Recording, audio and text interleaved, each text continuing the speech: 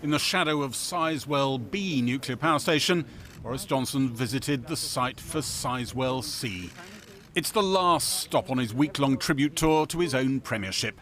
And he tried to add to what he sees as his achievements in office with a pledge of £700 million for a new nuclear plant. That's B there, and this is C. So I say to you with the prophetic candour and clarity of one who is about to hand over the torch of office, I say go nuclear and go large and go with Sizewell C. Thank you all very much. Thank you. He cast scepticism on how much extra power could come from fracking. Only a week after Liz Truss, the front-runner to succeed him, said she was interested in restarting it. He was asked if he would be a quiet ex-Prime Minister or a noisy, critical one. Look, I think only time will tell is my answer on that one. But my intention and what I certainly will do is give my full and unqualified support to whoever takes over from me. Whichever of these two succeeds him will have much bigger problems than Boris Johnson's future interventions on their plate. But Liz Truss last night at the final hustings of the contest continued to forswear all sorts of levers which might help her deal with the gas-fuelled inflation crisis. Can you say tonight, read my lips, no new taxes on your administration, please? Yes, no new taxes. No new In France, they talked about the possibility of energy rationing. Can you rule that out, Liz Truss? I do rule that out, yes. You rule out energy rationing. Would you revisit the idea of another windfall tax, Liz Truss? No. No more windfall tax. OK. Some who've been consulted by very senior figures in the Truss team think those promises may well not hold and could be rethought within a few short weeks. Today, there was new data on the gory economic prospects that will greet whoever succeeds Boris Johnson. Analysis by the Resolution Foundation suggests the country's facing a massive squeeze in real household incomes. They fell after the banking crisis, climbed back, but now could plummet again, wiping out 2 decades of real pay growth, taking us back to times when Liz Truss was still trying to get into Parliament, with the help of David Cameron, who hadn't even stood for the leadership then. We know this winter's going to be truly terrible, with spiralling energy bills, meaning that families need to find £700 in January alone, but obviously high inflation is going to carry on into next year, and if we put those 2 years together, this year and next year, we're talking about a fall in household income that's the biggest we've seen in at least a century. It's twice as big as that we saw during the financial crisis, and we're talking about over the last 2 decades, 2 whole decades of lost wage growth, and that's something we've never seen before. Boris Johnson warned of a very tough winter ahead. New plans to deal with that will land on Treasury desks next week. If the polls of party members prove right, Liz Truss's new Chancellor will push at breakneck speed for a massive growth in borrowing, which the rest of us could be presented with later this month.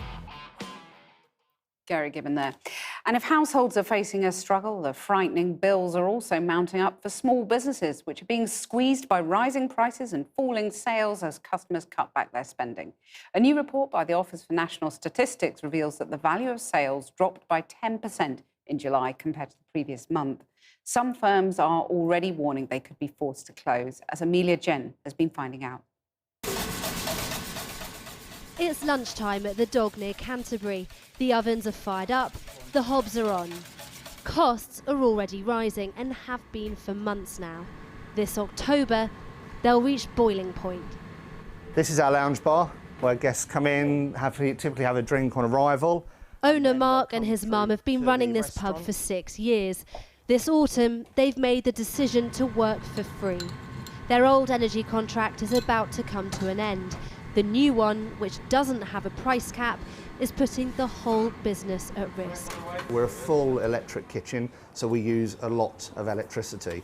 And the rate we use the most of is the weekday rate, and it's currently at 17.3 pence per kilowatt hour.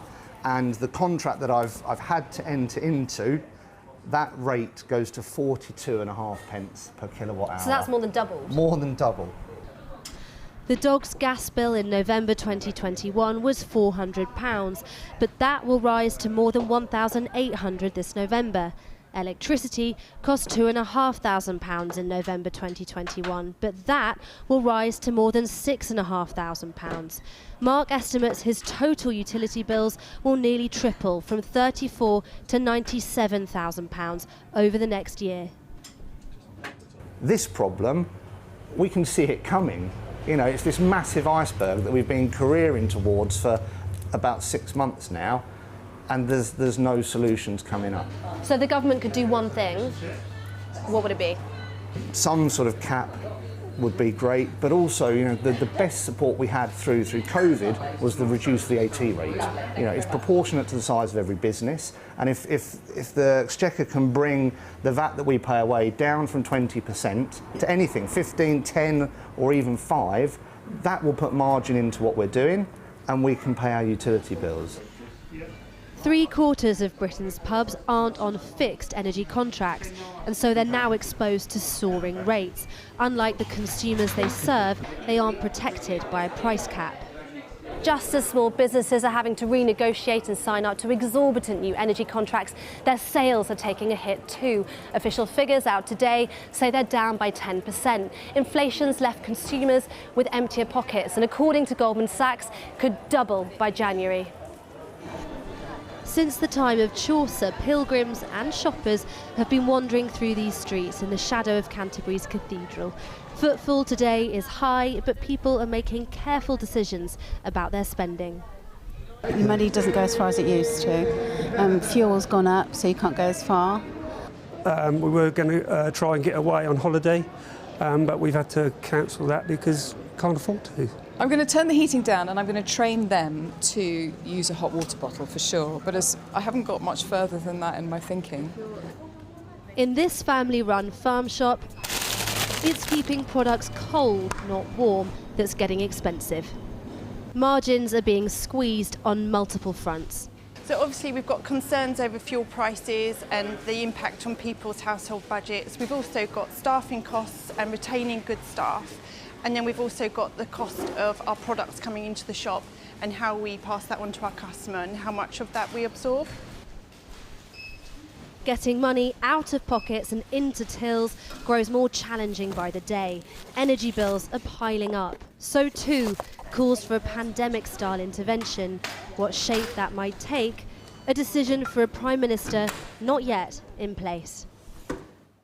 Well, earlier I spoke to the Conservative MP Neil O'Brien, who's called on the government to launch a public information campaign to encourage households to cut down on their energy use and to step up its help on bills. I began by asking him if he thought ministers should be doing more to persuade people to start using less energy. I think it would do absolutely no harm to encourage people to use less. People often don't know about some of the things they can do to save energy. You don't realize how much you can save just by turning down the thermostat a degree or two. Don't realize how much you can save just by, filling up gaps in back doors, sealing up loft hatches and so on, doing loft flagging, that kind of stuff. All kinds of different ways you can save money. I mean, was the Prime Minister right to talk about the investment of buying a new kettle? He was using it in the context of nuclear power and investing now to save later, but was that a reasonable point, or was it a bit, insensitive given the scale of energy bill rises? I think a lot of people will be interested in different things that they can do to save energy, and we'll actually be looking for advice on that. But I think that it's absolutely true that the scale of the bills that are facing people are completely unaffordable, and there will have to be a major intervention from the government to try and help people pay their bills. Otherwise, they simply will go bust. And an intervention probably on the scale of furlough, perhaps, that big? I think it's right to think in that kind of order of magnitude. It really will be a humongous exercise. It's not just a small number of poor households who will struggle to pay bills. It includes middle-income households who might have high bills for one reason or another. Some of those kind of more middle-income households could just about get through without some help. That would probably trigger a huge recession because they'll just cut back on every other aspect of spending. So I think that we will need to have something that is quite broad, and we think we need to deliver that pretty quickly because people are starting to face bills, both households and small businesses, and they need help urgently. But £70 billion, which was what furlough cost, that's the kind of scale that we might have to look at, is it? I think we're certainly looking at large numbers of billions. This is not a small exercise. And it could go on for some time as well. One reason why we need to have a scheme that is, to some extent at least, a bit targeted is we may have to sustain this for some time. We do need to use the government's balance sheet as part of that to help them smooth out the huge bills that they just otherwise will simply not be able to afford to pay. So, but increased borrowing to fund this, that would be your preferred method, would it? I can't see any other way of doing that. I would be personally happy to claw back some of the costs from the costs that producers and generators are making at the moment. It seems to me reasonable that some of that should go towards helping with the cost of the energy package, but it will only pay part of the cost. Realistically, government borrowing will have to take the strain. I know you're not publicly endorsing either candidate, but do you think either of them grasps the scale of what is needed? I'm pretty confident that whoever wins, whoever becomes Prime Minister, will find themselves doing a really significant package of help for households this winter. There's simply no alternative to that. I understand why they would want to develop their thinking in private for now, at least not least because neither of them have actually won the contest yet. In Germany, ministers have said how long it's been since they've had a hot shower, but ministers here seem slightly nervous about that. Is that because they don't want to look like they're being too nanny state, do you think? I'm sure that the relevant government department will have a communications campaign ready to go for the new Prime Minister. And so I think that a lot of people would be very interested in seeing some sensible, impartial advice on how they can save money. And you can save surprising amounts by doing certain basic things. And when you talk about basic things, should that include telling people to put it, or advising people to put a jumper on, and telling shops to turn the heating down? I don't want to be some sort of doomster saying, oh, you know, you must put your coat and your hat on inside. People have got to be comfortable. We don't want people to freeze themselves to death. But nonetheless, there are certain things you can do, sensible things you can do, like turning your thermostat down a little bit, like making sure you're getting rid of all the drafts and gaps that will save a surprising amount of energy and also help the country as a whole to get through the winter. Neil O'Brien, thanks very much. Thank you.